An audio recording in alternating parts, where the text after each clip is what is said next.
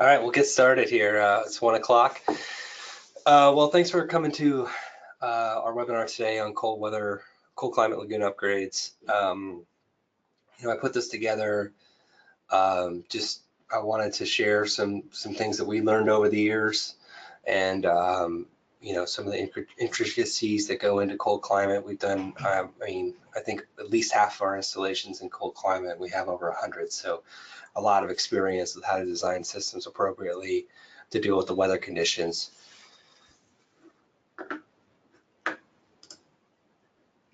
So basically, we're going to talk about a brief intro to Triplepoint for those of you may be less familiar with us. I'm going to talk about some of the considerations with cold climate, a little bit of our Aries aeration system, about ammonia removal, because that seems to be a big thing in a lot of cold climates for lagoons. They really struggle with ammonia removal, and then finally just conclude. So for those who don't know Triplepoint as well, I think there's three things that are really different about the way we do things and who we are. So first of all, we believe that lagoons do it better. So this is our passion. This is what we focus on. And every day, that's all we do. We're specialists, not generalists, when it comes to wastewater treatment. And I'd always like to say to people, when you're looking to do a lagoon upgrade, you're really giving the lagoon open heart surgery. And if you're going to get open heart surgery, if you were to, then you would probably go to a specialist and not a generalist. And so that's really where we're really focused. We're trying to be an inch wide, mile deep when it comes to lagoons.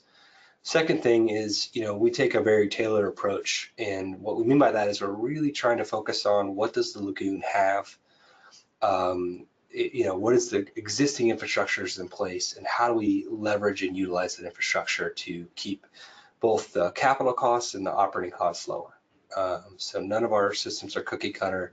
Every single one is slightly different, and that's because we're really trying to give the best possible solution to the end user. And then finally, we stand behind what we do. We guarantee it. It'll do what we say it's going to do. I have a funny story about later on in this presentation about the lengths we had to go to as a result of this guarantee to figure out a problem. And I think this is really important because, we want to live an authentic life, obviously. We want our systems and our solutions to be authentic, and we really want our end users to be very happy with what we do. So we were recently honored as one of the fastest growing companies in the United States. We feel really humbled and honored by this. We're just really thankful to all the people that believe in us, and we work really hard every day, and sometimes it's good to get a little bit of validation. And we were actually the 9th fastest environmental company, growing environmental company. So thank you for all those who maybe worked with us in the past, and we hope we get an opportunity to work with more in the future. So now onto the presentation. So when you think about cold climate challenges, I think there are two things that jump out of my mind. First of all, that obviously temperature has an impact on the treatment kinetics. So, the bugs slow down when it gets cold. And so we're going to talk a little bit about that in this presentation. And then the second thing is, how do we design the infrastructure to withstand the colder environment? And this is a really big one, right? Because if your infrastructure fails, then your system's not going to work. So the first thing to kind of note when you're talking about treatment kinetics is sort of the oxygen transfer side. And really, oxygen transfer is an extremely simple concept when it comes to diffused aeration, right? You've got bubbles, and those bubbles are transferring oxygen to water in two ways. First of all, the surface area of the bubble matters. So as you can see here, this is showing you 1 cubic foot of volume, and it is showing you different bubble sizes and how many bubbles and total surface area those bubbles provide within that cubic foot of volume. So as you see here, when you get down to the smallest bubbles, you have 1,800 square feet versus the largest bubble, which is 4.8 square feet. So big difference in surface area between small bubbles and large holes. The second thing that's really important is the buoyancy. So, and the buoyancy and how that relates to the speed at which the bubble rises through the water column. Bigger bubbles are more buoyant, they rise faster, so not only do they have less surface area, but they have less time. Small bubbles tend to float around a little bit more and are much slower. So obviously, as you would imagine, this really transfers into big differences in oxygen transfer efficiency. This shows you different bubble sizes and the different relative efficiencies you would expect to see. So I'm talking about standard oxygen transfer efficiency here. So that is what the oxygen transfer efficiency of the bubble is in clean water under standard testing conditions. Those testing conditions being determined by the American Society of Civil Engineers oxygen transfer testing standard. So as you no doubt will intuit, the larger bubbles get the least efficiency, the smaller bubbles get the highest efficiency. So the reason I bring this up is that when it comes to cold weather, the bubbles don't really care. I mean, there are some differences in saturation levels of oxygen within the lagoon, but if you're diffusing air into water, it's essentially going to act in the same way at cold temperatures if it's 0.5 degrees C or if it's 100 degrees C, right? And so it's not a matter of oxygen transfer per se. Where the oxygen transfer comes into play is when you're trying to convert the standard oxygen transfer efficiency numbers into field. So as I mentioned earlier, the oxygen transfer efficiency testing is done in clean water. Clean water, of course, is not wastewater, right? There are differences between the two. And so what we do is we apply the field transfer efficiency equation to essentially derate that clean water oxygen transfer into wastewater oxygen transfer. So there are a whole different number of factors that go into this, including what we call an alpha factor, a beta factor, temperature, residual dissolved oxygen, and so on. And so these are where we factor in temperature as part of the equation. And this is how we account for it when we're doing our design. So that water temperature does have a pretty big impact on this, and it less so of an impact on field transfer and more of an impact on what we call biological treatment. So the field transfer efficiency equation really tells us what we need in terms of oxygen transfer, and then the biological treatment calculation tells us what we're going to get in terms of biological treatment within the lagoon itself. So this is actually an extremely simple calculation. And what it's looking at is, it's looking at retention time, which is extremely important, and kinetic coefficient, which is extremely important. And so temperature time, treatment time is obviously related to the amount of days that the water sits within the lagoon. And if it's 100 days, in the case of a facultative lagoon, obviously it gets better treatment. If it's less than that, then it gets less treatment. The more time you have, the more treatment you get, basically. Now, the kinetic coefficient is related to the temperature. And of course, that makes sense because as you lower temperatures, the microbiology slows down, and just like everything else slows down.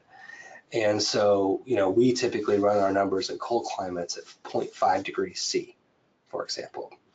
But, in some instances that might be too cold. You might, I'd consider, for example, Southern Illinois or either Northern Missouri to be colder climate, but, we're still using 0.5 degrees C. So sometimes you can change this number to like 2 or 2.5 degrees C in order to account for maybe the different temperatures within your given region, but it's really important that you design it right there. And what you see is when you get that 0.5 is you see the worst case biological treatment that you're going to see within the system itself. The second part of the kinetic coefficient is not related to temperature and is more related to mixing. So, what's really interesting about this, and this kind of dawned on me, I don't know, 4 or 5 years ago, which is that the more mixing you have, the more treatment you get, right? And so when you look at the different types of treatment kinetics within for lagoon systems, you know, for example, you see a facultative lagoon, which is basically a non-aerated lagoon system, right? Usually 5 feet deep, usually maybe 100 to 125 days of retention time, and it gets the lowest treatment kinetic, right? Which makes sense, right? It doesn't have any mixing, right? The why the mixing is so important, and I'll talk about this on my next slide, but is that you want to get the oxygen, the bug, and the food together. And the better job you do getting those three things together, the more treatment you get.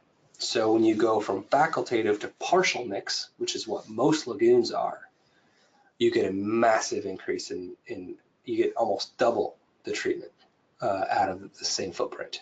And then when you go from partial mix to vigorous mix, and then vigorous mix to complete mix, and then complete mix to return activated sludge, you see these massive differences, right? More mixing you have, the more treatment you get.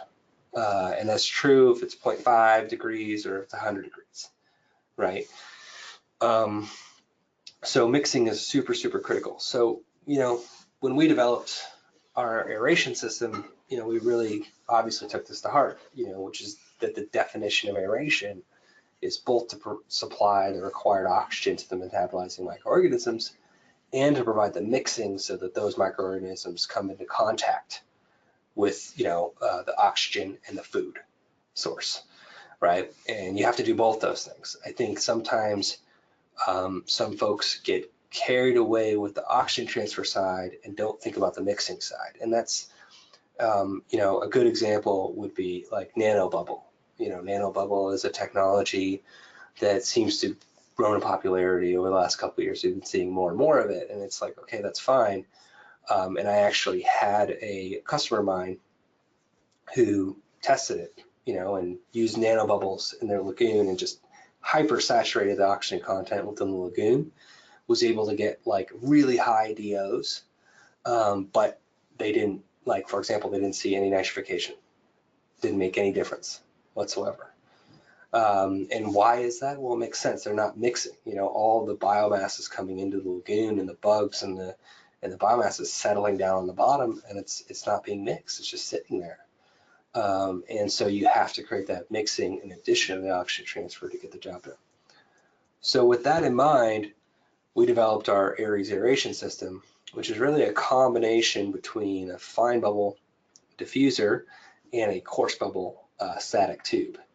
So this shows you a pretty cool split view of the system that shows on one hand our CFD modeling of how the water flows around the unit, on the left-hand side, obviously just a straight up diagram of it.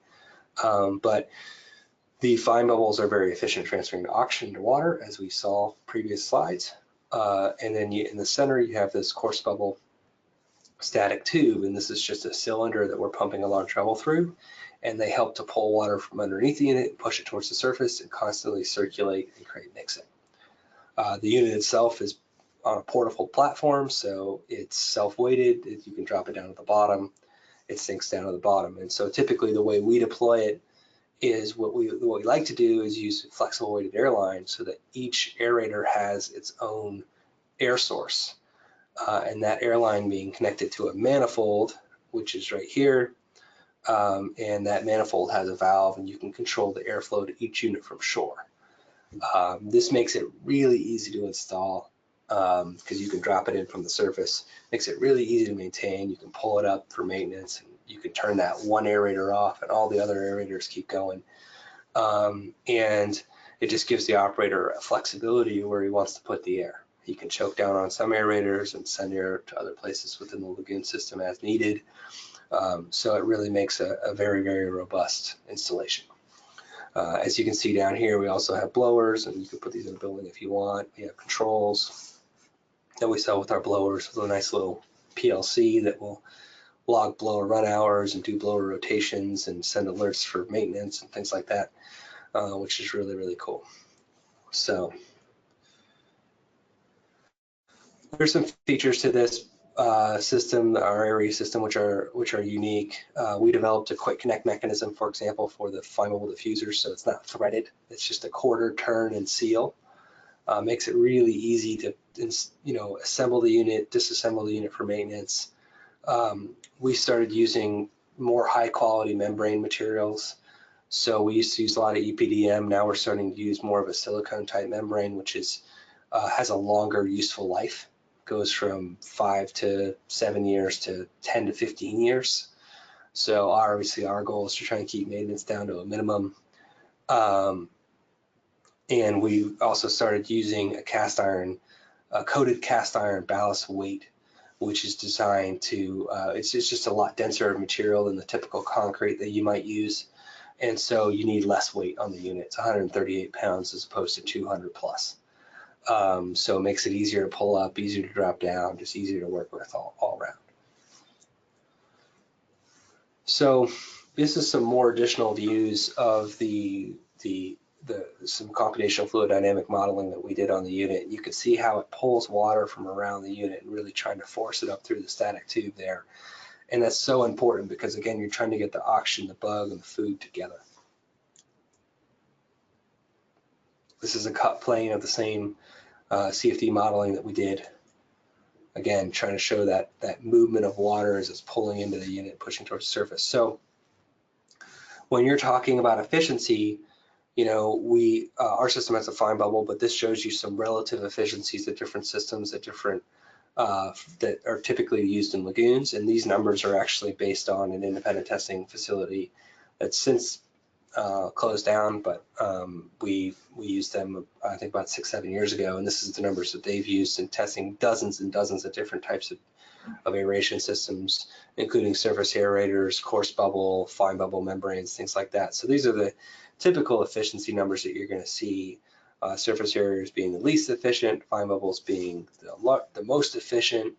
And so what you see is that a lot of folks, and we talk about lagoon upgrades, and for example, a lot of folks might have existing surface aerator systems or existing coarse bubble static tube systems that can be easily retrofitted, and you'll see a massive jump in aeration efficiency, which means you're going to see a big decrease in the amount of horsepower that's required to provide oxygen to the lagoon.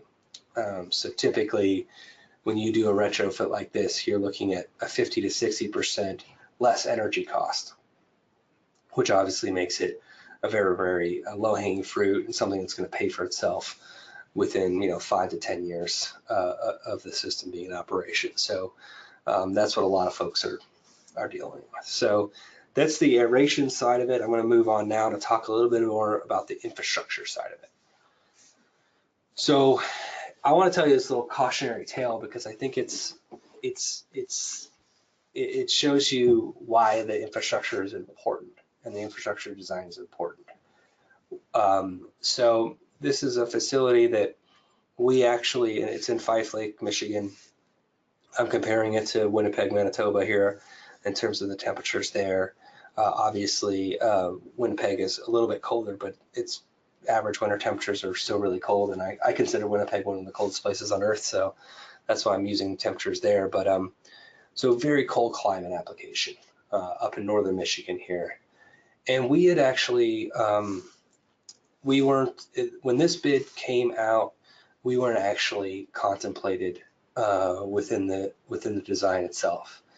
And so the way the design was set up was in the bid package, was showing this above ground header here. And so you had this HDPE pipe that's mounted to signposts and mounted off the ground. And so we ended up winning the bid and just keeping that header design because, it's just the only way we could actually compete on the job. And so we used our individual airlines, as you can see here, with an individual valve, much like we would on a normal installation.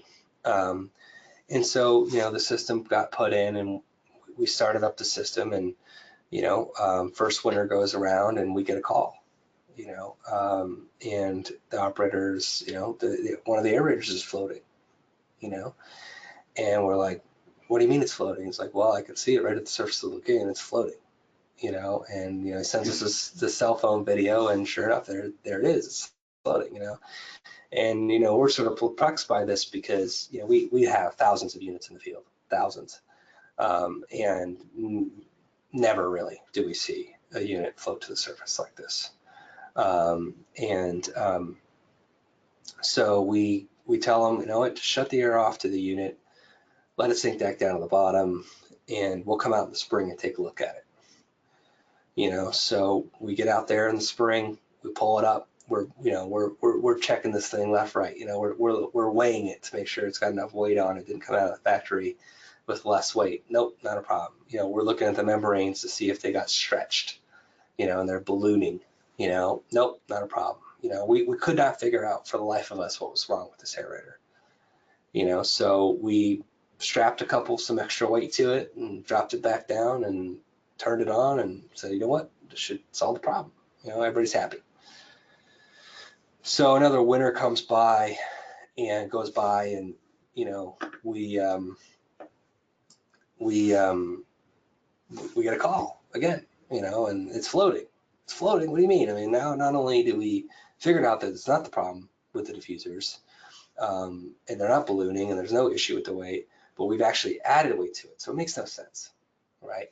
So this time we decided to get out there with an actual dive crew, and I had a picture of this, but I guess it's not in this presentation. But we send a diver down, and you know, he gets down in the water, and this is obviously a wastewater lagoon, municipal wastewater, and he's feeling around the diffusers, and it's the dead of winter, and he feels the actual diffuser tubes, and he eventually pulls these diffuser tubes out of the water. Here you can see two of them, and you know, it's obvious that there's this massive amount of ice formation on these diffuser tubes. And, you know, we're scratching our head like, why is there ice in these diffuser tubes? They're on the bottom of a 10-foot deep lagoon. You know what I mean? Like, it doesn't freeze down there. You know, this makes no sense. You know, and again, we have over 100 installations of this technology. We have thousands of units in the field, 50% of which are in northern climates. You know, this is a complete anomaly, you know? And so we get the idea, well, what if we measure the air temperature of the pipe, right? And so we get a data logger, we insert it into the pipe, right? And we measure that temperature versus ambient temperature over the course of the rest of that winter. And sure enough, you know, you can see here that the blue and the orange, you know, one is ambient, one is air in the pipe, is exactly the same. There's really no difference between the ambient temperature outside and the ambient temperature in the pipe. Makes sense. The pipe itself is exposed. It's not buried. It's not insulated in any way. This is logical, right? And so when you see here these dips in the air temperature in the pipe that go down to minus 20 degrees Fahrenheit, you can see that that's going to be a problem, because when you inject minus 20-degree air into water, guess what's going to happen to it? It's going to freeze, right? And so, you know, we, in the end, you know, spent all this time and effort and money and, you know, tens of thousands of dollars to figure out that this was the problem, which had more to do with the infrastructure design and nothing to do with our aerator whatsoever. So, you know, it tells you how far we'll go to help diagnose an issue after the installation is done, but also shows you that infrastructure design is critically important to the overall success of a cold weather installation. So I mentioned that because there are different ways to deploy air within a lagoon, and one of the ways is to use a floating lateral. And it is what it sounds like. It's a HDPE pipe that floats on the surface of the water. And you typically have these ports on the side of it, and you're dropping your aerator's air lines off this port, and the aerator sits right beneath it. And you anchor the lateral on both sides, right? And I think this can be a very cost-effective approach to deploying air into a lagoon. No question about it, and I'll never deny that. But where I think I get really a huge amount of concern is with it being exposed to the ambient temperatures and cold climates, and that the possibility that that air could cool down in the pipe and eventually cause the air going down to the aerators to freeze, and freeze the aerators and cause floating units. I have have seen this with facilities that have floating laterals in cold climates. I've been told about it. I, don't have extensive experience with it because I don't operate these systems, but that's what greatly concerns me about any kind of exposed pipe. This, you can see here, is to this picture on the left here is actually a facility down in Louisiana where we did a floating lateral. In this instance, obviously, we used a floating lateral because it's Louisiana and we're not expecting it to freeze. This shows you on the right-hand side how the aerator hangs off the lateral like that. So there's been lots of issues with floating laterals that I've seen in sites that I visited. This shows you a facility actually in Nova Scotia where these laterals are, this is very common to see them break off their anchors and just float around the lagoon. And if you get wind, and a lot of lagoons seem to be windy for some reason, I'm not entirely sure why, but it's very easy for them to float around and just cause big issues that you got to get out there in a boat and re-anchor them to the end of the shore. We've seen aerators break off of the lateral. We've seen freezing aerators on the lateral, as I mentioned. So I don't really recommend it. I think we can, we're willing to be flexible and look at the design and determine like how far away is the air from the blower, has it had too much of an opportunity to cool down, things like that, to see if that could be mitigated. But certainly a concern and something worth noting in cold weather applications. This shows you a floating lateral system that we're actually currently working on right now. And these laterals here would, this is how we would do it, have the aerators come off the laterals, and it's a very efficient way to deploy air. But cold weather concerns are definitely something you want to pay attention to. Instead of having a floating lateral, you can have a fixed lateral. And I think if you want to do laterals in a lagoon, in some applications where you got high density of aerators, it makes sense to do laterals. A fixed lateral is the next best choice. You've got obviously a header here coming from the blower, usually a valve fault, so you can control the air going to each lateral with a little butterfly valve right here. And then ideally you'd want to bury that header down into the shore and then have it pop out down near the toe of the berm and be anchored to concrete all along the way. So we've done this multiple different sites. You can see here, this is actually Coopersville, Michigan on the left-hand side here. They had 480 of our Mars units, and that wouldn't have been possible to do without a lateral. And so that's what they had to do, and they actually they have it sunken down here in the lagoon and anchored concrete blocks. Never had an issue with it, out of sight, out of mind. On the right-hand side here, this is up in British Columbia, up in the mountains, and again, not an issue here. This lateral is going down underneath the water, very limited exposure to the elements, and anchored down to the bottom of the concrete blocks. So it's pretty simple design.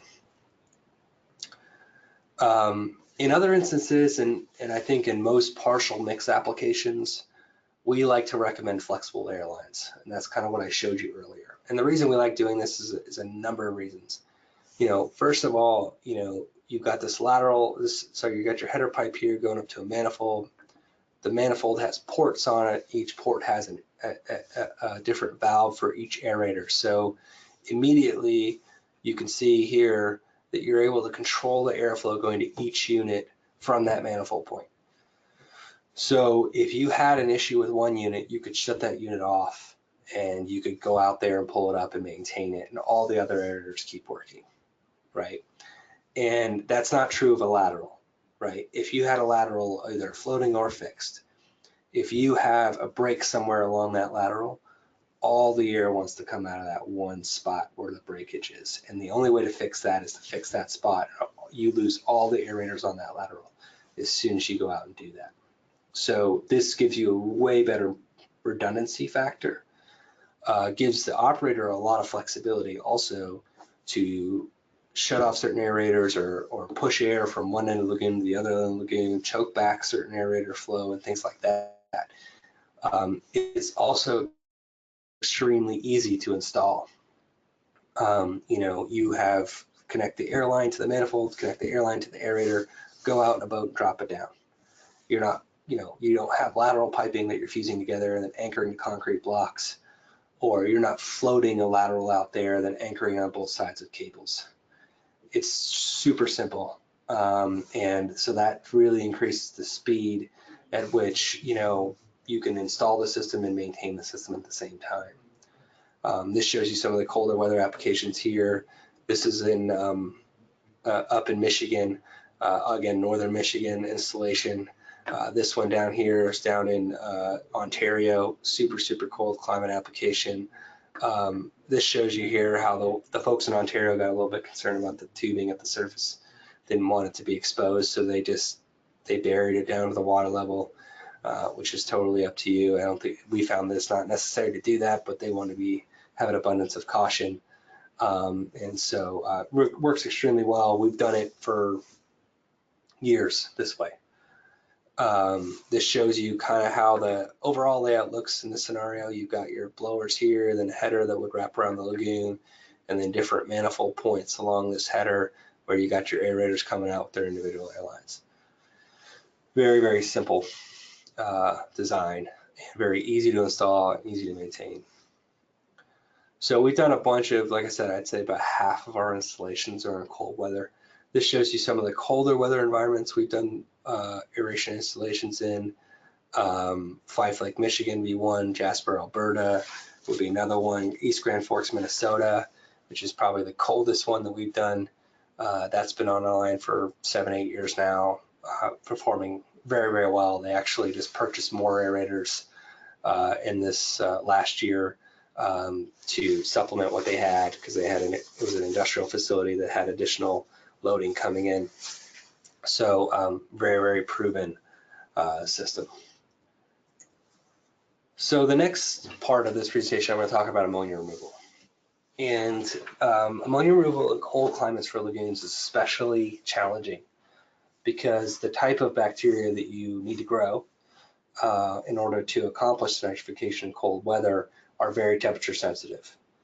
So when we talk about ammonia, we're typically going to, in municipal wastewater, where you're talking about the concentrations of about 30 milligrams per liter, or let's say 30 to 100 milligrams per liter coming in, typically you're going to do what's called nitrification. So you're going to create the environment in which you can grow nitrifying bacteria that convert the ammonia first to nitrite and then into nitrate.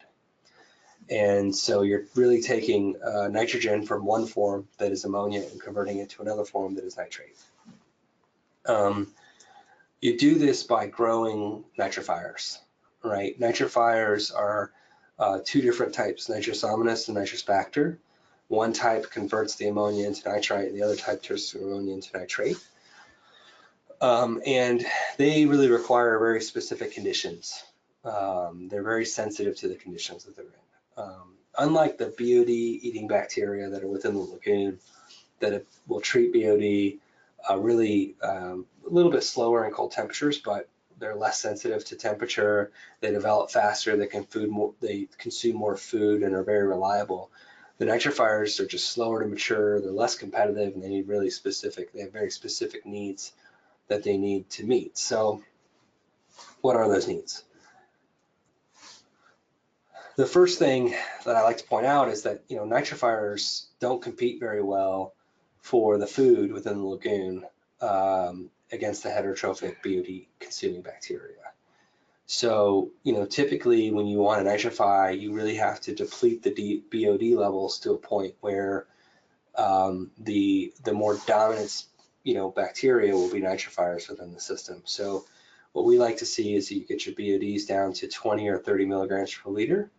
And the great news there is that your lagoon can do that, and your lagoon's been doing that for a long time, and it's very reliable. And so, that's the first step. The second thing, which is really important about nitrification, is that it consumes relatively speaking, much larger quantities of oxygen. So BOD 5 consuming bacteria will consume 1.5 to 2 pounds of oxygen per pound of BOD coming in. and they need maybe 0.5 to 3 milligrams per liter of residual dissolved oxygen, right? So that's just additional oxygen that's in the water column just for buffer, basically. Ammonia, on the other hand, they want 4.6 pounds of oxygen per pound of ammonia coming in, or per pound of TKN, I should say. And then they want 4 to 8 milligrams per liter of dissolved oxygen in cold climates in order to really get good nitrification. In addition to this, mixing is super critical, right? So the ammonia bacteria, in a certain sense, are lazy. And so you need to make sure that you put them in the water column so that they have access to abundance of oxygen and an abundance of food, the ammonia that they want to eat, in order to get the job done. And it always goes back to that, aeration is simply not a matter of adding oxygen to water. You could have a tanker load of pure oxygen pumped into a lagoon. If you don't have the mixing to get the oxygen, the bug, and the food together, it's pointless. Mixing is perhaps more important than oxygen transfer when it comes to wastewater treatment, because you really need mixing. The ammonia-eating bacteria consume alkalinity as part of their process. They actually eat it. So, you typically want in a municipal application 100 to 150 milligrams per liter of alkalinity as calcium carbonate. Most lagoons have this, but sometimes we run into lagoons that don't. I was actually talking to an engineer on a system that we had done some aeration install for, didn't do any nitrification upgrades on, and he was observing that there was a big difference between his BOD and CBOD, his BOD5 and his carbonaceous BOD.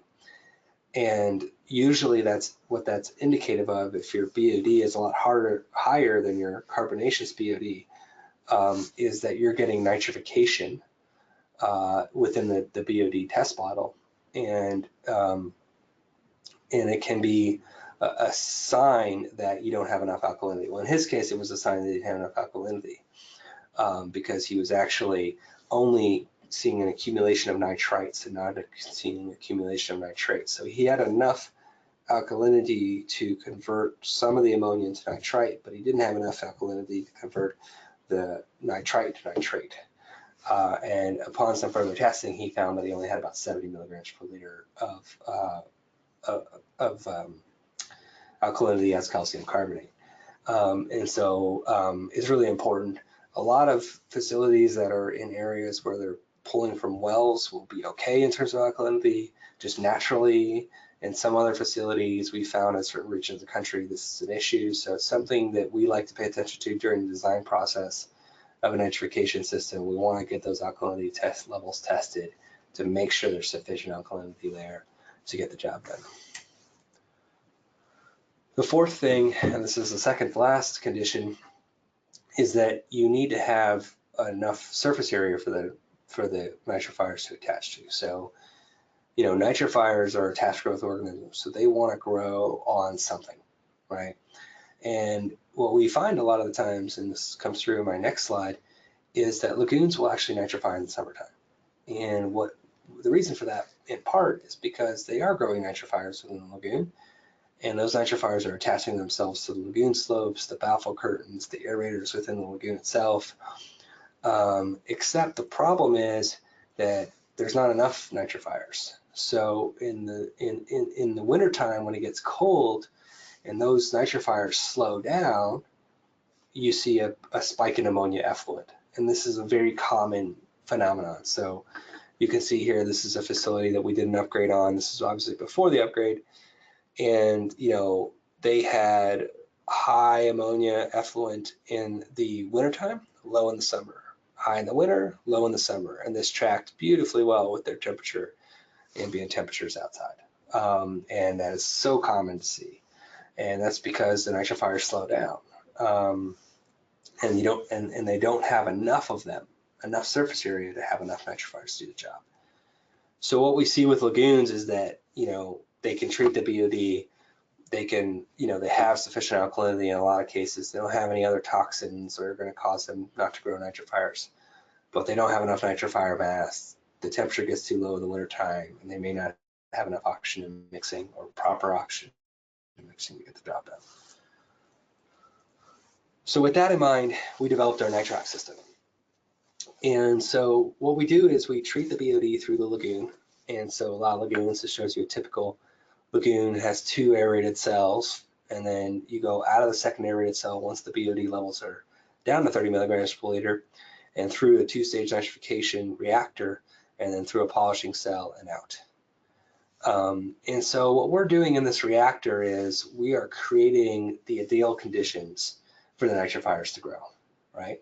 So we've reduced the BOD, so they're not going to be competing with the heterotrophic BOD consuming bacteria for oxygen and food, right?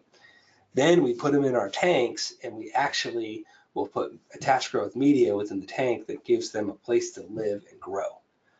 And so the more media we have, the more surface area, that they can grow on, the more nitrifiers we grow, and the faster we can treat it at lower temperatures, right? So it's kind of like, I like to use the analogy of a pizza, if you have 5 kids eating a pizza, an extra large pizza versus 10 kids eating a pizza, you're going to consume the pizza a lot faster with 10 kids than 5, right?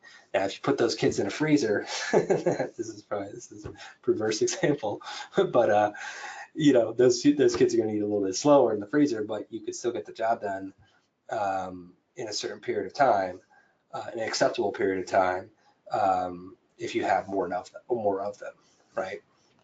And so just more mouths to feed, right? And so that's really indicated here in these treatment kinetics. So the way that we design, the way everybody designs attached growth systems really, is that they are designing a certain amount of surface area based on the temperature and the grams of ammonia coming in. So at 20 degrees C, you can load an attached growth reactor like this with 1.21 grams of ammonia per square meter of surface area per day, right? And as you would notice here, as you decrease the temperature down the continuum, you find that you need more and more and more surface area, right? Which tracks with exactly with what I was saying, right? And so what you need at 5 degrees C is, 0.58 grams of ammonia per square meter per day relative to 1 degree C, which is 0.19 grams of ammonia per square meter per day. Now, everything from 5 to 1 is, in terms of the state of the art of nitrifying reactors, is kind of not totally proven yet. But there have been some studies that have been done up in Canada that show these types of treatment kinetics are possible. They were done both at a pilot scale mainly that shows this.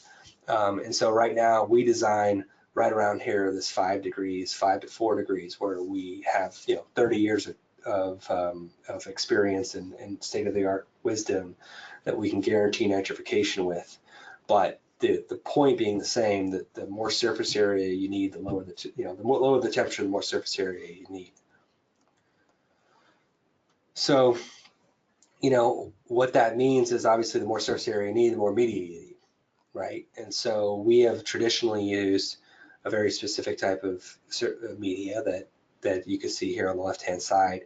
And this will range from specific surface area, 500 square meters to cubic meter to 750 square meters to cubic meter. And what we're starting to experiment, what we've actually developed a exclusive relationship with a company in Germany that makes this biochip media, which has significantly more surface area. So we're actually testing this media right now in several different pilots, and could be using this going forward, but instead of having 750 square meters to cubic meter, it has 4,500 square meters to cubic meter. And so what that means is you can fit more surface area within a smaller footprint, right?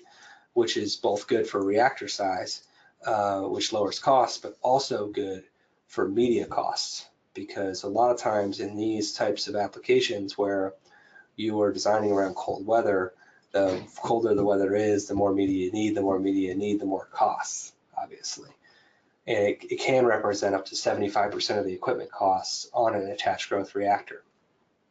And so you can see here, as the temperature goes down, the media cost goes up, and as the media cost goes up, this is the older media that we've been using, which is still pretty good relative to the new biochip media, which we're experimenting with right now to see if we can help our customers lower their costs on the system. And ultimately, you know, there's a big difference between here and here, and it could have a pretty big impact on the bottom line at the end of the day. After the media's in there, obviously we got to aerate and mix it. We aerate and mix using what we call medium bubble aeration grid. That is a stainless steel pipe with holes in it, fancy name for that. Very robust, creates a lot of mixing, gets good enough oxygen transfer such that, you know, we can get the oxygen and the water that we need. We have a complete mix scenario, so everything that's coming into the system is completely mixed. Every drop of water from the lagoon goes through the reactor. So every drop of water is going to have access to the nitrifiers in order to make sure that we can get the nitrification that we need. Another aspect, and I mentioned that we, you know, design around 4 or 5 degrees C because that's where the proven science is in terms of attached growth reactors. And so what's unique about our Nitrox system is that we will actually increase the water temperature within the reactor itself in order to maintain a minimum of 4 to 5 degrees C. And, you know, we do that either using, you know, electric immersion heaters like shown here, or we actually have a boiler, well, this can be used in conjunction with a natural gas boiler where you basically have it sitting in the water immersed, and water is circulated through this pillow plate, and that actually transfers the heat to water as well. And, you know, we make a determination what's the most cost-effective approach. You know, what we found is obviously that you don't need this 365 days a year. You need this for 2-3 months a year. And your influent water temperature, the lowest we've recorded from a lagoon is 2.5 degrees C. Even in very cold climates like Iowa, we haven't seen water temperatures get below 2.5. And so we are actually only raising the temperature maybe a couple degrees, and it doesn't tend to be that expensive. Going back to the slide where we talk about surface area, you can see immediately here that there's a cost benefit to designing around 5 degrees versus designing around 1 degree, right? Because you're going to use significantly more media to design around 1 degree than 5 degrees. And so in most 99% of cases, the cost of the heating over 20 years never actually catches up to the cost of the additional equipment you need in order to design around 1 degree. The second thing is that you have more control over the process when you can control one of the most important variables of nitrification, which is temperature, right? And so having the heater there allows you to control for that. We are looking and doing R&D on different aspects on how to economize on the heating costs. We are working on looking at the feasibility of using a geothermal system, either closed loop or open loop, which is a lot less expensive. Or we could harvest heat from the influent water, which will help to reduce the amount of BTU requirements within the tanks themselves. So all these things are possible and things that, you know, we continue to look at.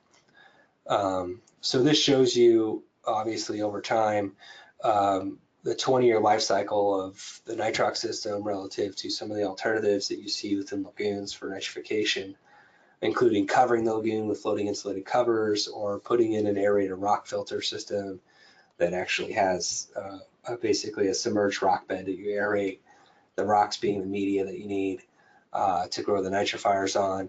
And the Nitrox is about, you know, 1/3 of the cost up front, or 2/3 of the cost up front, and, you know, lower overall on the long run versus these systems in our experience. So the benefit of the system is just, you know, it's very simple to operate on the Nitrox. Like, you just got to keep the blowers running and keep the flow going through the reactor. The heating itself is automatic, it just turns on as needed. And it just does its job. And I would argue that, you know, there's a lot of systems that look at land application, and, you know, I think this is just as easy, if not easier, than land application, because you have 2 blowers that you have to maintain, and as long as you keep those 2 blowers maintained, everything is super simple, right? You just got to change the oil, belts, and filter, You don't have any clogging irrigation heads. You don't have irrigation pumps. You don't have to get rid of the water or pay attention to the weather patterns. Like, it's just really simple one pass stuff. And so that makes it easy. The other benefits of the system is it's very small footprint, so to fit on pretty much any lagoon site. It fits within the existing lagoon infrastructure, leverages that infrastructure, and allows you to control the process through control of temperature. So this is one of the facilities that we just put online here last year in Iowa, and you can see before and after the startup. And not only have we improved the level of BOD and TSS coming out of their lagoons, we have vastly decreased the ammonia concentrations, and they're literally getting non-detect pretty much all the time, along with probably single-digit BOD and TSS on average. So it really is super effective. One of the cool things that we saw last year during the polar vortex, January 31st, I called the operator. I'm like, hey, Dan, pull a sample today. This is the coldest day that, whatever, this year, at least certainly in the last 5 years. Low of minus 26 degrees C in DeSoto, and this is the sample they pulled. This is the results they got. 15 milligrams per liter ammonia coming in, less than 0.1 milligrams per liter. So the detection limit for the lab facility coming out. So it worked extremely well. So we have a bunch of cold weather installs. We're happy to provide any assistance and make a lot of design recommendations, because ultimately, we want the system to work for you and for the end user, and we want there to be minimal problems. And we understand, we focus on this all we do all day is lagoon upgrades. So if you're working on one or you have one coming up, we'd love to help. Feel free to reach out, and we'll do what we can. Even if you're not looking at aeration or not looking at nitrification, if you're looking at something else, whatever it is, we're happy to give advice. We want to help lagoons do it better, and if that means we sell something, great. If that means we don't sell something, then fine. We just want to promote lagoons and make sure that they can do the job. So with that, open up to any questions that anybody might have. We've got about 5 or 6 minutes here for questions before we got to wrap this thing up.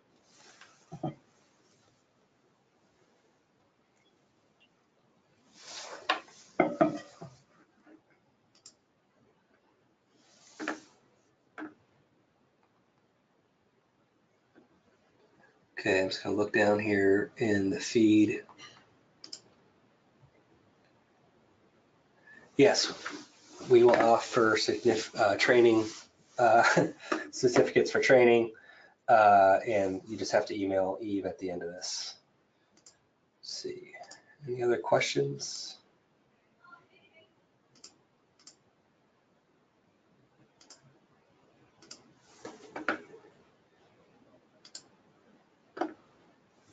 You can actually enter questions down in the chat function, or there's actually a questions function here on the right-hand side of the control panel. If anybody's got any questions here. Do you have a screen that keeps the media from leaving?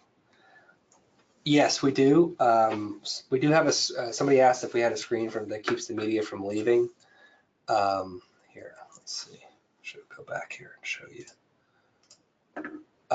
Yeah, right here at the back end of the reactor here is a little basket screen, and it's pretty coarse. It's like 1/2 inch holes in it, so it's designed obviously not to create too much of an undue restriction, and it stops the media from flowing out of the tank. Typically, we like to see some kind of screen coming from the lagoon as well, and so we usually use basically the same exact basket screen, and not because we haven't really seen these things clog, but the main thing is just to keep turtles and fish out of the tanks, because obviously anything that gets into those tanks is not going to be able to flow out the backside with that screen being there. And so usually there's a number of ways you can do that. You can put it on the end of the pipe coming from the lagoon. You can make it retrievable if you want. You can put air blow-offs on it if you want. It's usually pretty simple.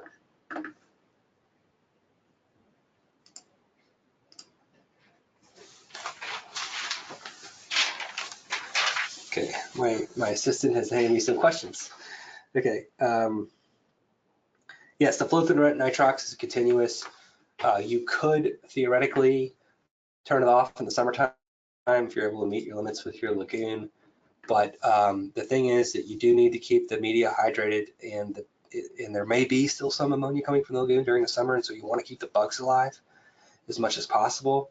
So I don't really see a whole lot of benefit to turning it off other than the kind of marginal not using the blower as much, but you can always turn the blowers down if you put VFDs on it.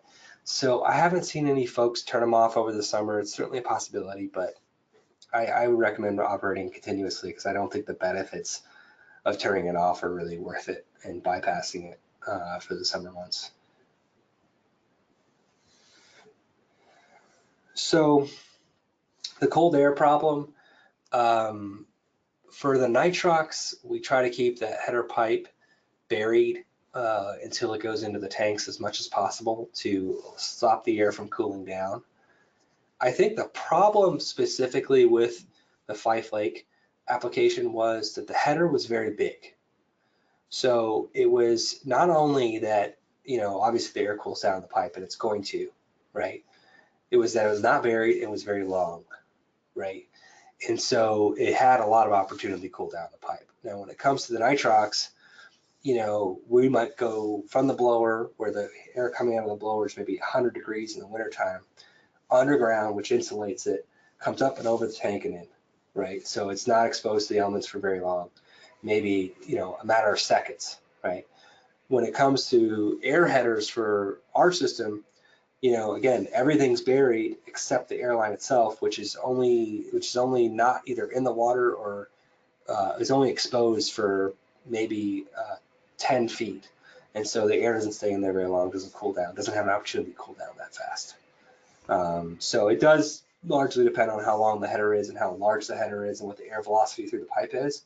But for the Nitrox and Mars, the way we do, or sorry, for the Nitrox and Aries, the way we design our headers, like, we're not going to leave it enough time to cool down.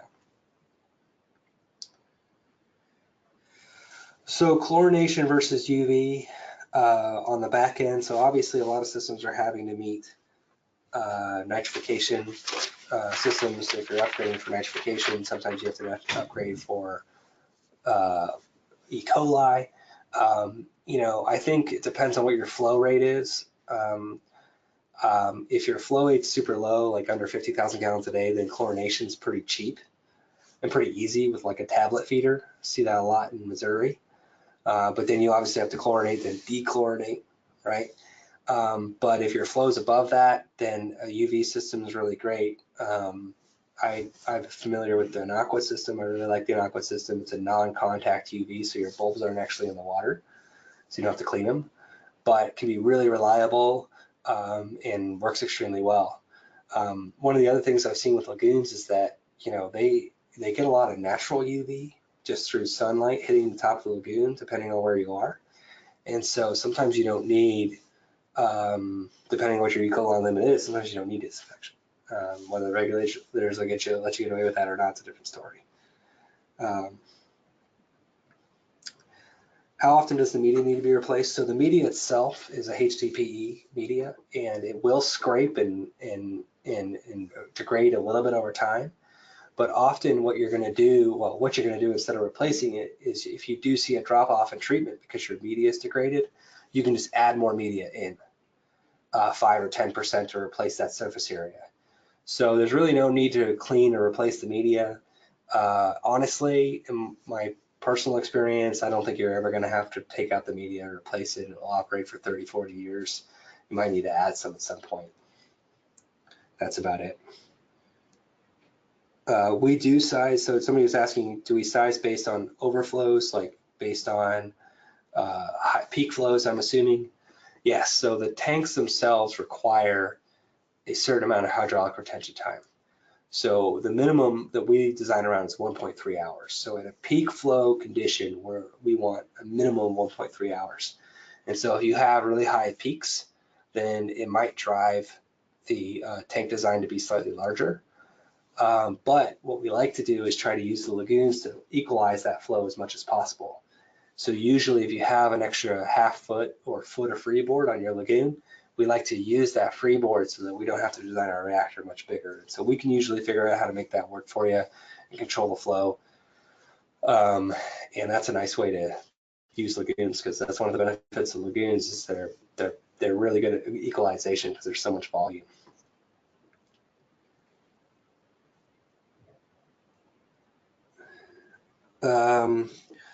So somebody was asking about septage. So with septage, obviously you see an increase in instantaneous load.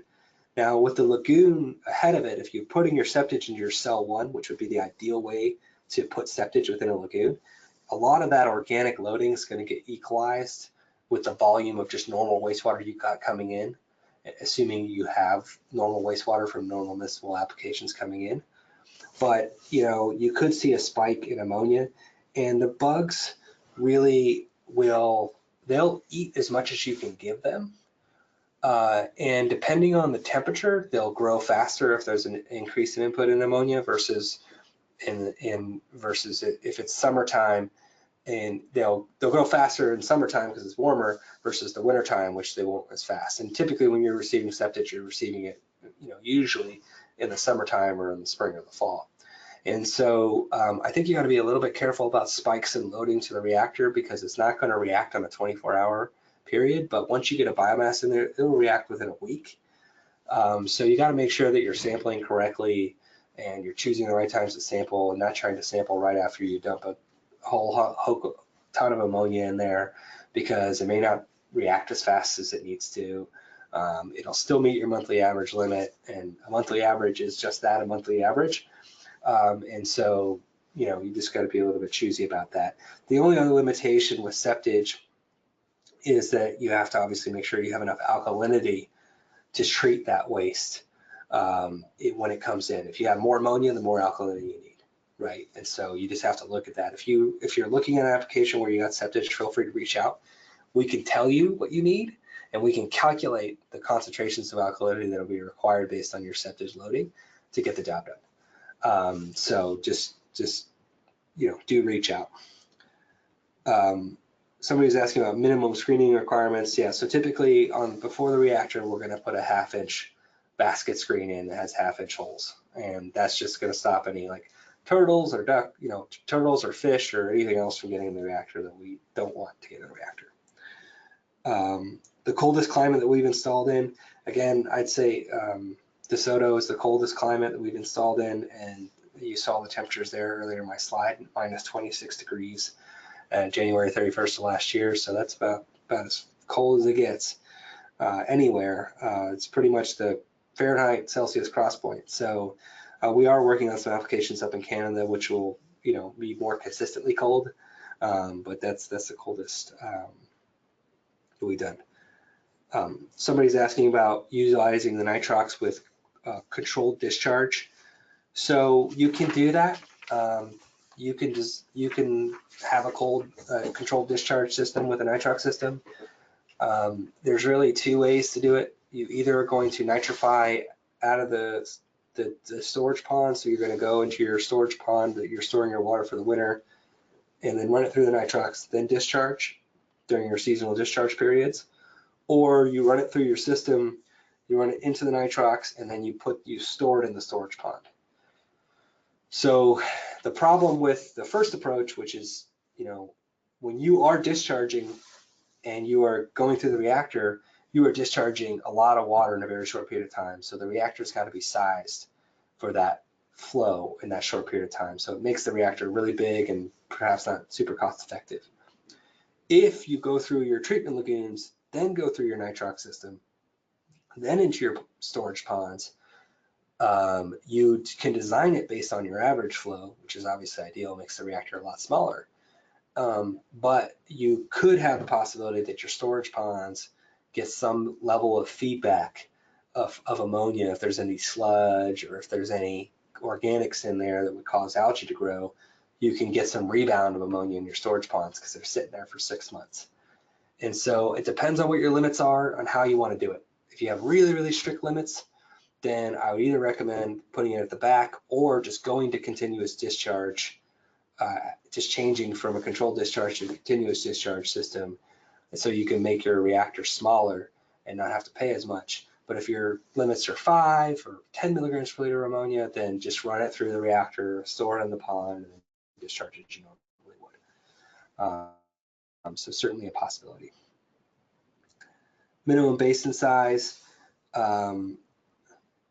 We don't really have a minimum. It's all based on the size of the flow. So I mean, I've sized systems that have 1,500 gallons of basin, basin volume, and that was because it's like 2,000 gallons, 2,000 gallons a day flow.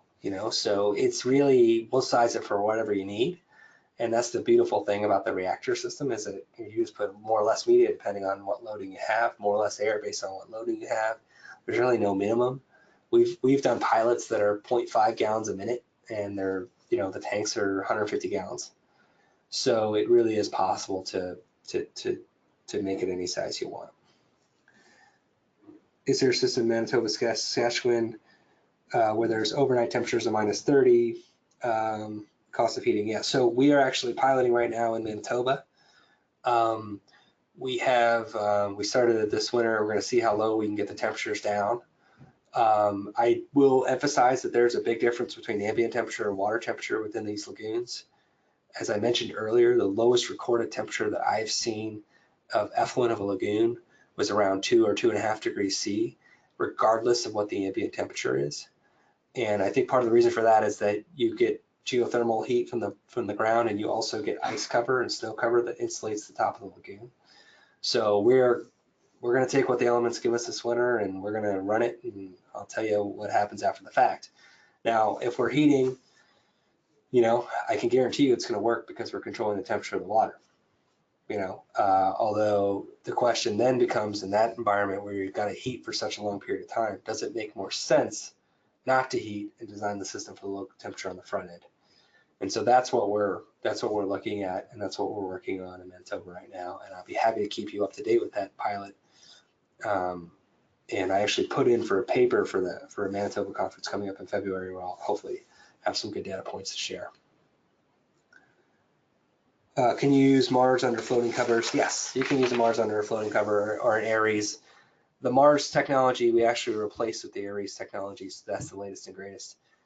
Floating covers are fine. They actually do leak air out of the seams, and there's no problem putting it underneath. So anyway, thank you all for coming today. We ran a little bit over. I hope you all got something out.